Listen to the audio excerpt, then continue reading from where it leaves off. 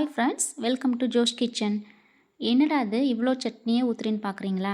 ஆமாங்க, இந்த சட்னியை இப்படி ஊற்றி சாப்பிட்டா தான் டேஸ்ட்டே. இது எங்கள் அம்மா எனக்கு சொல்லி கொடுத்தது. வாங்க எப்படி செய்கிறதுன்னு பார்க்கலாம். கடாயில் எண்ணெய் காஞ்சதும் கொஞ்சமாக கடுகு உளுந்தம் பருப்பு பொரிய விடலாம். கடுகு உளுந்தம் பருப்பு நல்லா பொன்னிறமாக ஃப்ரை ஆகட்டும். இது நல்லா ஃப்ரை ஆனதும் காரத்துக்கு ஏற்ற மாதிரி நம்ம காஞ்ச மிளகாவையும் ஆட் பண்ணணும். பாருங்கள், நல்லா ஃப்ரை ஆயிடுச்சு. இப்போது நம்ம காஞ்ச மிளகாவையும் ஆட் பண்ணிடலாம். காஞ்ச மிளகாய் கொஞ்சம் கருகிற மாதிரி நம்ம ஃப்ரை பண்ணி எடுத்துக்கணும். கருகுனா தான் இதில் ஹைலைட்டே. அப்போ தான் நமக்கு அந்த டேஸ்ட் நமக்கு வித்தியாசமாக இருக்கும். பாருங்கள், இந்தளவுக்கு நமக்கு கருகி இருக்கணும். இது கூடவே நல்லா ஒரு கைப்பிடி அளவுக்கு சின்ன வெங்காயத்தையும் நம்ம ஆட் பண்ணிடலாம். சின்ன வெங்காயம் சேர்த்ததும் கொஞ்சமாக கருவேப்பிலை, கொஞ்சமாக உப்பையும் சேர்த்து நல்லா எல்லாத்தையும் சேர்த்து வதக்கிக்கலாம். சின்ன வெங்காயம் நல்லா வதங்கட்டும். இது கூடவே நம்ம தக்காளியையும் ஆட் பண்ணிடணும். 3 தக்காளியாக எடுத்துக்கலாம். 3 தக்காளியை நம்ம கட் பண்ணிவிட்டு ஆட் பண்ணிடலாம்.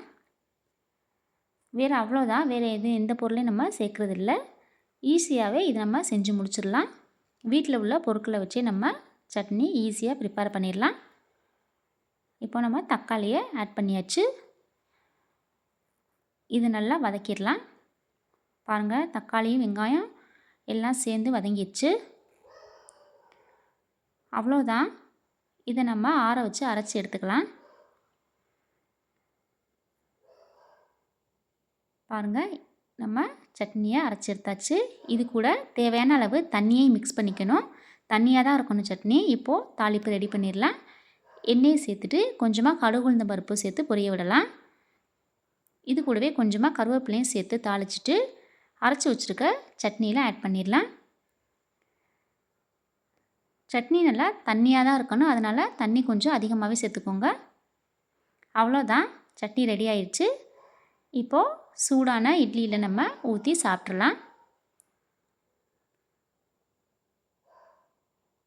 சுட சுட இட்லியில் இந்த சட்னியை ஊற்றி சாப்பிட்டா அவ்வளோ டேஸ்ட்டாக இருக்கும்.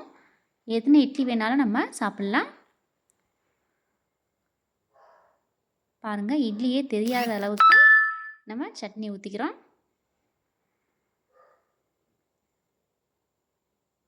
இதை இப்போ நம்ம பிச்சு சாப்பிட்டா அவ்வளோ டேஸ்ட்டாக இருக்கும். நீங்களும் இதை வீட்டில் ட்ரை பண்ணி பாருங்கள் ஃப்ரெண்ட்ஸ். தேங்க்யூ.